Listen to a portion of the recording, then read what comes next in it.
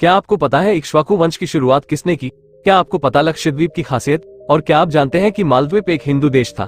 आइए जानते हैं इस वीडियो में 3 धांसू फैक्ट्स। नंबर 1, अयोध्या सज रही है। राम मंदिर में आखिरी चरण के कामों को पूरा किया जा रहा है।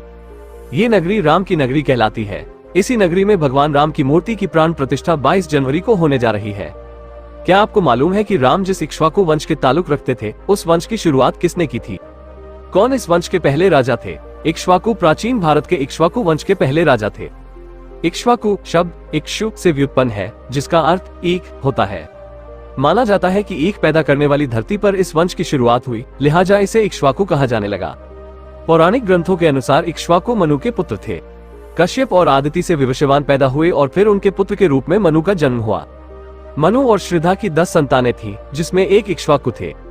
इक्ष्वाकु राजा बने, उन्हें महात्मा और तपस्वी महाराज कहा गया। इक्ष्वाकु के बाद उनके राजवंश के सम्राटों को सूर्यवंशी भी कहा गया। इक्ष्वाकु कोसल राज्य के महाराजा थे। इस राज्य की राजधानी अयोध्या थी। उनके 100 पुत्र बताए जाते हैं। इक्ष्वाकु के एक दूसरे पुत्र निमि ने मिथिला राजकुल स्थापित किया।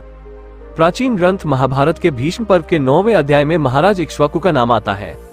ऋग्वेद में भी उनका नाम आया है। चूंकि इस राजवंश से निकले वंशज देश भर में फैल गए, लिहाजा इनका रिश्ता देश के कई राजवंशों से लिया जाता है। दक्षिण भारत का आंध्र इक्ष्वाकु राजवंश 300 से 400 ई भी अपने राजवंश को महाराजा इक्ष्वाकु से संयोजित करता था। इक्ष्वाकु वंश को रघुवंश भी कहा जाता है, जिसके वंशज रघुवंशी हैं, जो मध्य प्रदेश, उत्तर प्रदेश और राजस्थान में मुख्य तौर पर पाए जाते हैं।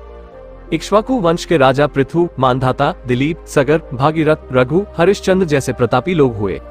विष्णु पुराण में कहा गया है कि जब मनु को छींक आई तो इक्ष्वाकु उनकी नासिका से निकले। उनके 100 पुत्र थे, जिनमें से 3 सबसे प्रतिष्ठित थे, विकुशी, निमि और दन। उनके 50 बेटे उत्तरी देशों के राजा थे, जबकि उनमें 48 दक्षिण के राजकुमार थे। दशरथ उनके 80वीं पीढ़ी में पैदा हुए थे, तो राम 81वें वंशज थे। उत्तर भारत के तमाम हिस्सों में जैसे कौशल, कपिलवस्तु, वैशाली और मिथिला आदि में अयोध्या के इक्ष्वाकु वंश के शासकों ने ही राज्य कायम किए थे। जहाँ तक मनु द्वारा स्थापित अयोध्या का प्रश्न है, हमें वाल्मीकि कृत रामायण के बालकांड में उल्लेख मिलता है कि वो 12 योजन लंबी और 3 योजन चौड़ी थी। नंबर 2, भारत पाकिस्तान विभाजन के दौरान जिन्ना चाहते थे कि हैदराबाद, कश्मीर और जूनागढ़ मुस्लिम बहुल होने की वजह से उनके देश में शामिल हो जाएं। सरदार पटेल की हिम्मत और सूझबूझ ने इन रियासतों को भारत से अलग होने से रोक लिया। जब ये बड़े सूबे भारत में मिलाए जा रहे थे, उस दौरान लक्षद्वीप बचा हुआ था। असल में दूरदराज होने की वजह से उस पर दोनों में से किसी देश का ध्यान तुरंत नहीं गया था। दोनों अपनी अपनी तरह से मेनलैंड रियासतों को अपने साथ करने की कोशिश में थे। सरदार पटेल ने अपनी दूरदर्शिता से 550 के करीब रियासतों को भारत में मिला लिया था। 1947 में अगस्त का आखिर रहा होगा, जब दोनों ही देशों की इस पर नजर पड़ी। व्यापार व्यवसाय से लेकर सेफ्टी के लिहाज से भी ये द्वीप समूह काफी जरूरी था। पाकिस्तान ने सोचा कि मुस्लिम मेजॉरिटी होने की वजह से क्यों न लक्षद्वीप पर कब्जा कर लिया जाए। करीब उसी समय सरदार पटेल का भी इस पर ध्यान गया। उन्होंने दक्षिणी रियासत के मुदालिया भाइयों से कहा कि वे सेना लेकर फटाफट लक्षद्वीप की ओर निकल जाएं। रामास्वामी और लक्ष्मण स्वामी मुदालिया वहां पहुंचे और तिरंगा फहरा दिया। अलग अलग वेबसाइट्स में जिक्र है कि भारत के पहुंचने के कुछ देर बाद ही पाकिस्तानी युद्धपोत भी वहां पहुंचा, लेकिन भारतीय झंडे को फहरता देख वापस लौट गया। इस तरह से लक्काद्वीप, मिनिकॉय और अमीनदीवी द्वीप समूह भारत से जुड़ गया। लक्षद्वीप के मिनिकॉय हिस्से पर मैसूर के टीपू सुल्तान का भी साम्राज्य रह चुका है। साल 1799 में टीपू की हत्या के बाद ये द्वीप ब्रिटिश हुकूमत के अधीन चला गया। भारत का झंडा फहराने के बाद साल 1956 में इसे यूनियन टेरिटरी का दर्जा मिला। भाषा के आधार पर पहले इसे मद्रास रेजिडेंसी ऑफ इंडिया से जोड़ा गया था, क्योंकि द्वीप पर ज्यादा लोग दक्षिणी भाषाएं बोलते थे।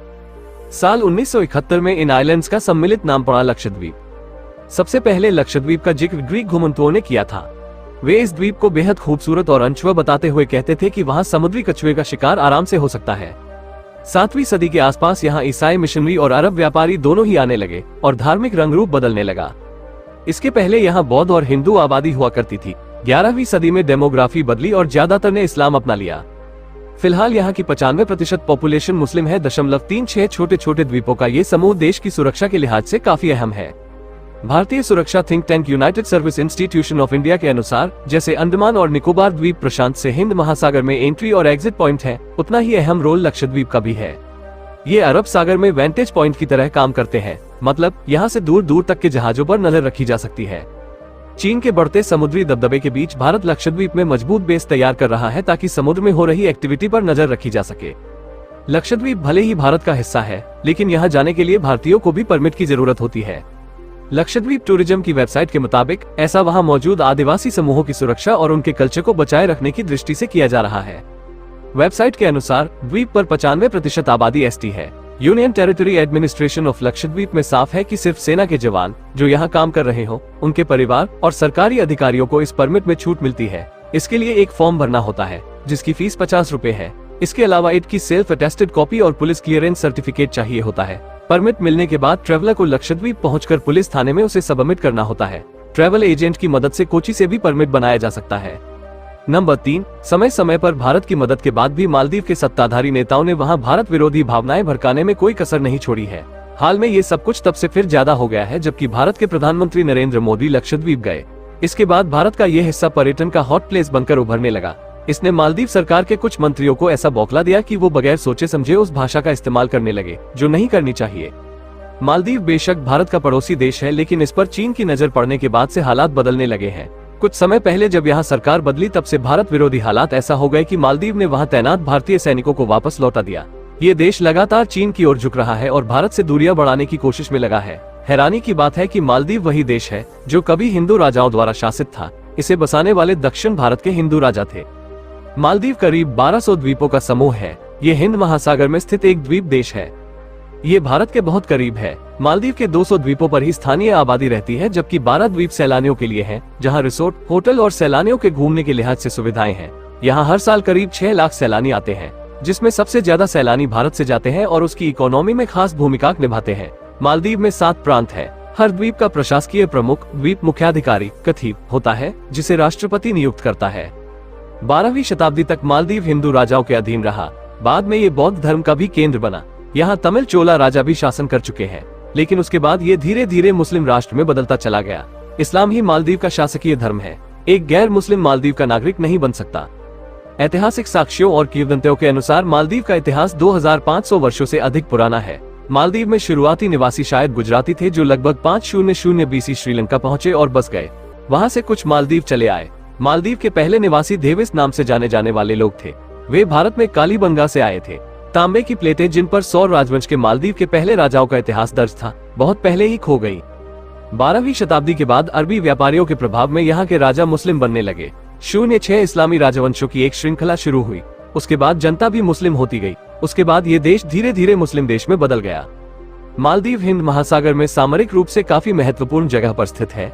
ये हमारे देश के लक्षद्वीप समूह से महज 700 किलोमीटर दूर है। मालदीव एक ऐसे महत्वपूर्ण जहाज मार्ग से सटा हुआ है जिससे होकर चीन, जापान और भारत जैसे कई देशों को ऊर्जा की आपूर्ति होती है।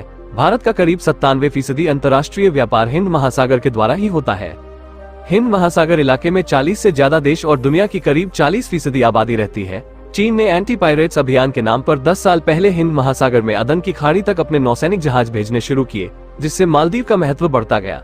अब ये अंतर्राष्ट्रीय भू राजनीति का केंद्र बन गया है। माले में भारतीय दूतावास की तस्वीर। पिछले कुछ सालों में चीन के साथ मालदीव की नजदीकियां बढ़ी थी। तब चीन का मालदीव के साथ बढ़ता आर्थिक सहयोग भारत के लिए चिंता की बात है। मालदीव के विदेशी कर्ज में करीब 70% हिस्सा चीन का हो गया है। चीन का दूतावास भी मालदीव में 2011 में ही खुला। भारत 1972 में ही वहाँ अपना दूतावास खोल चुका था।